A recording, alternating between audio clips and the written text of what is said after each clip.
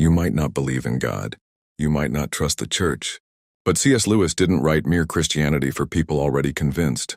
He wrote it for skeptics, people like you who want truth, not church talk. And he starts simple.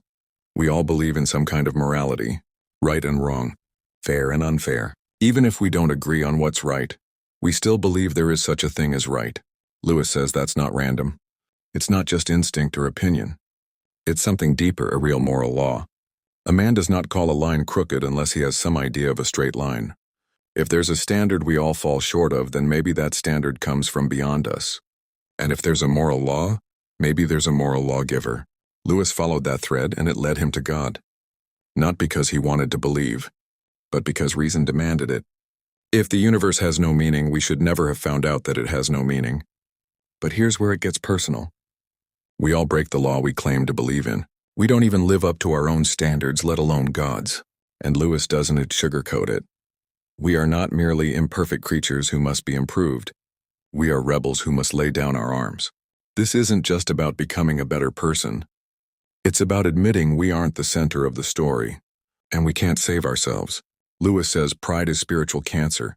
It eats up the very possibility of love or contentment or even common sense. And that's where Jesus comes in, not as a moral example, not just a good man, but as the rescuer, the only one who could fix what we broke. The Son of God became a man to enable men to become sons of God. And Lewis shuts down the watered-down takes on Jesus with this.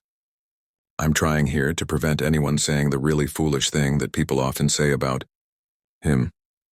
I am ready to accept Jesus as a great moral teacher, but I don't accept his claim to be God. That is the one thing we must not say. A man who said the sort of things Jesus said, wouldn't it be a great moral teacher? He would either be a lunatic, on the level with a man who says he is a poached egg, or else he would be the devil of hell. You must make your choice, liar, lunatic, or Lord, but don't call him just a good teacher. He didn't leave that option open. And Lewis brings it all home. Christianity, if false, is of no importance. If true, of infinite importance. The only thing it cannot be is moderately important. So don't brush this off. Don't sit on the fence. If it's false, walk away. But if it's true, it changes everything. Iron sharpens iron. Subscribe for more of God's truth.